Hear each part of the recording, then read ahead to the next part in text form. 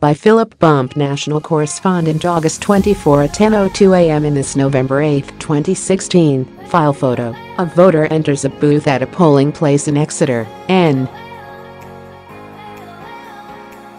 H. AP photo. Elise Amendola, file. President Trump has been up late in recent days, extending his tweeting well past midnight. Early Friday, for example, he offered this insight to whichever night owls Alaskans might have been near their Twitter feeds. And according to polls, would do even better today. https://t.go/NAZQLEFW60 Donald J. Trump, at @RealDonaldTrump, August 24, 2018. Just to elucidate the claim being made here, Trump on Wednesday asserted that his only mistake was to win an election that was expected to be won by crooked Hillary Clinton and the Democrats. This is a revisiting of his long-standing claim that the Russia investigation, which began before the election ended, was a response to the result of the election. According to Capital P polls, Trump says he would do even better today. Okay. So about that, it's very hard to compare one presidential election to the next when you're dealing with the key abstraction that one of the candidates is unidentified. If he's talking about a repeat of his campaign against Clinton specifically, there was a post-ABC poll last November that showed Trump retaining more of his support than did Clinton.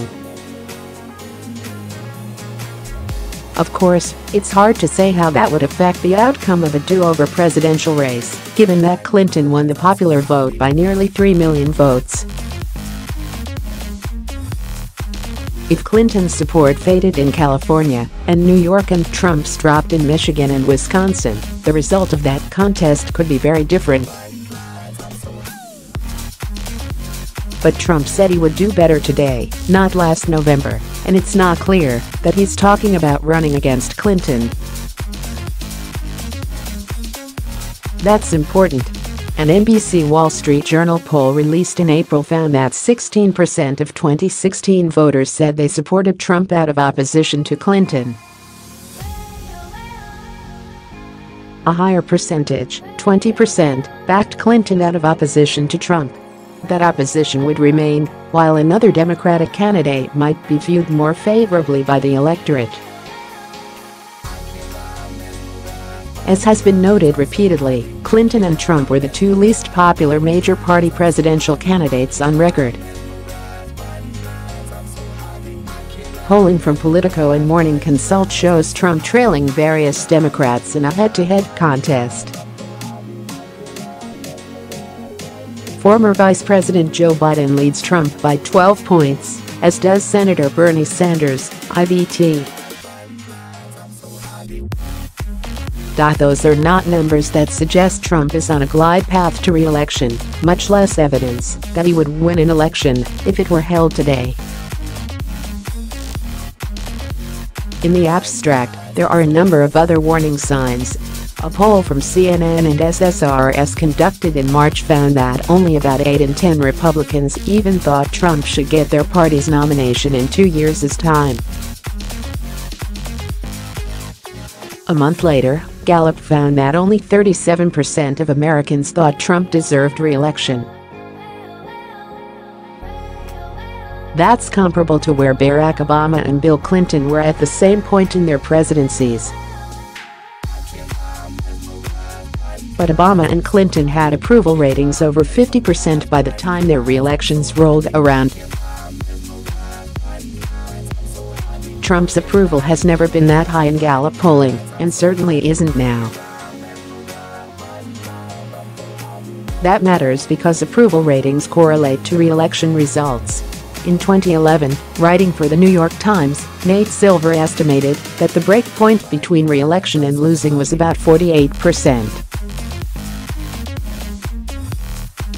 Approval above that level correlated to winning re-election. At or below 48, a loss. It's a small sample size of presidents up for re-election, but that's what the data showed.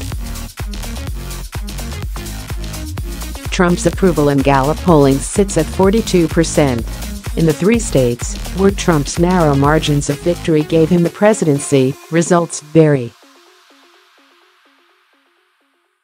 A recent poll in Wisconsin had him at 45% approval.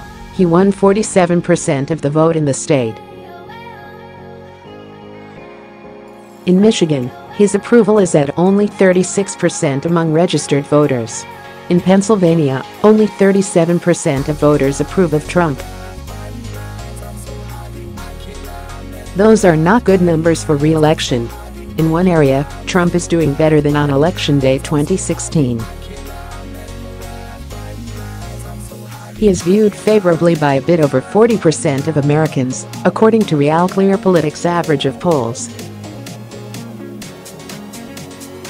2 years ago, he was under 40%. Unfortunately for Trump's case, this metric and that subtle change probably don't tell us much.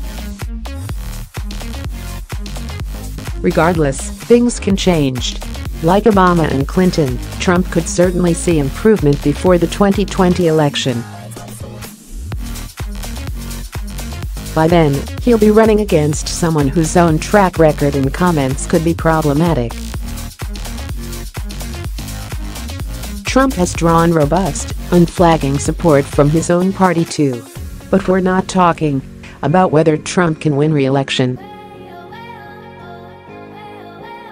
We're evaluating Trump's claim that he is better positioned politically now than he was on November